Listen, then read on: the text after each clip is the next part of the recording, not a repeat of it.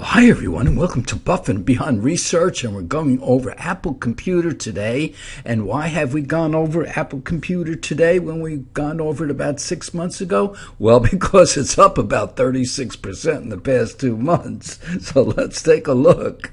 But first, remember, folks, if you want to walk on this beach like Jimmy Buffett used to do, then you've got to learn how to invest even better than Warren Buffett does now. All right, let's take a look at Apple, and we all know what it does, but here's a few extra things just in case. Established in 1977, and it's one of the world's largest makers of PC and peripheral and consumer products, such as the smartphone, the iPhone, and the Apple Watch, and the iPad tablet, and, of course, the Mac line of personal computers. Now, it also sells, and here's where some money comes in, iCloud storage and Apple Pay. Yeah, let's get in with that credit card stuff by using your phone. Hosts of digital content from popular iTunes Store and other portals. Has approximately 161,000 employees. So, yeah, it's a big company, but we already know that. And don't forget this AI stuff that's going around. Yeah, Apple's kind of keeping that quiet, but it's coming out with stuff, and that's why it's going up so quick. All right, now let's look at the green lines. The green lines represent Apple. The green vertical lines in here, and the blue lines represent the average stock in the S&P 500. So when we look at the clean surplus return on equity, we see that Apple over the past 5 years, is a 5-year average now, 23.7% versus 13.5% for the average stock. When it comes to net income, okay, bottom line profit after all expenses and everything, including those option payments that they pay the high-paid salaried managers out there, 20.8% versus the average stock of 13%. And then when it comes to revenue, it's averaging 15%, 15.5% versus the other average stock of 7.1%. Now, when we look over here, we see a lot of that has dropped. And let us look at 2023, and we can see the net income growth was only 0.3%. And then all of a sudden it started coming back again. Now for 2025, look at this revenue growth. Revenue growth had fallen to almost a negative 0.3%, and now it's going to be for 2025 8.8%. And all this news that came out with these earnings, net income is the clean surplus earnings. With these earnings, these numbers have risen just over the past couple of months, and that brought the clean surplus return on equity up a little bit higher, because to be in our growth portfolio, we want to see a 20% clean surplus return on equity. And this was starting to drop, and so we were starting to get worried about it, and the market did too, which we're going to see in the next slide.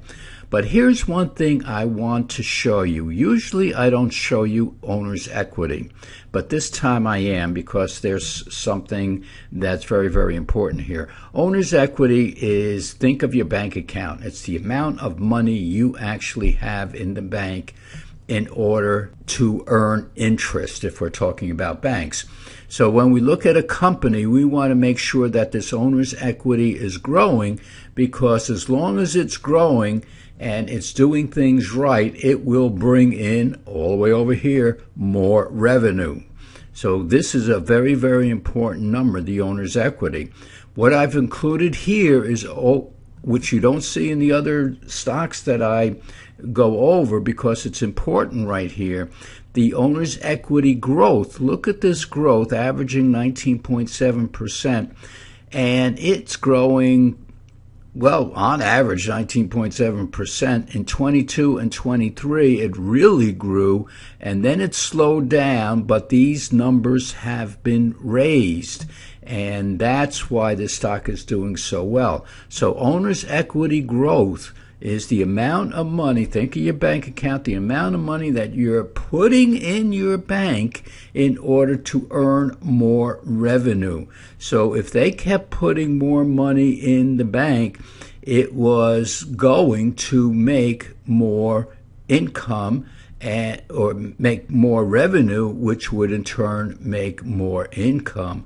So this hidden number, which I don't ever hear anybody talk about it. We have it in our computer, but it sits in the background, and we look at it all the time. So as long as this is going up, we can be assured that unless they're getting competition from someplace, or they're doing something wrong, or their product is going out of favor, as long as this is growing, we know they're doing something right, and we know eventually it will bring more revenue growth, which in turn will bring more profit. So we look at that very, very closely. We just don't put it in most of the slides, but sometimes you have to look behind the other big numbers that everybody's talking about and look at something like owner's equity growth, which you don't see at all anyplace.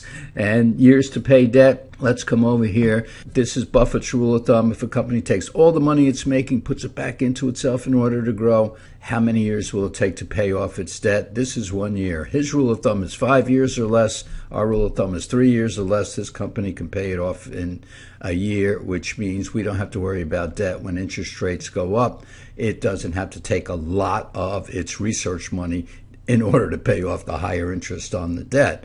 So we're very, very good in this particular area. Now, let's look what it's done in the past 12 months. Well, news was coming out that it wasn't going to grow, and now this each one of these vertical boxes represent 1 month, and so it just hit the skids in here, along with a lot of the other tech stocks, and then all of a sudden down at negative 10%, it's up 25%. That's a difference of 35% in the past couple of months. So that's very, very good, folks, and that's what we like to see on that stock, and that's because it came out with numbers better than expected. But we knew that all along because of that. Let's go back. Because of that owner's equity growth.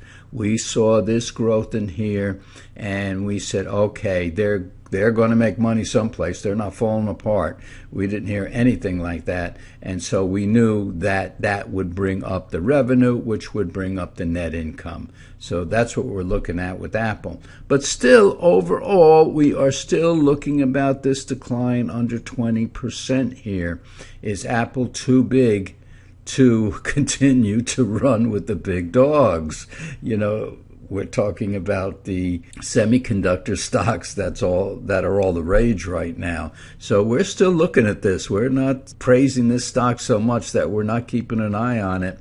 And we will keep an eye on this owner's equity growth, because if this starts to fall, then we know they'll be making less income. It's still a great company, folks, don't get me wrong, and we're just tweaking in here. But that's what we look at. We will continue to be looking at Apple. And over the past 5 years, blackline the S&P 500, and we're looking at about a 360% return over the past 5 years. You got to love this. And look at this rise in here, folks. You can see where it made a double bottom in here, and that's what we were looking at very, very closely, because the ROE was starting to go down, and then all of a sudden they came out with news, beat expectations, and this stock just took off like a rocket. I don't think anything's gone this high, this fast over the past couple of months, except maybe NVIDIA.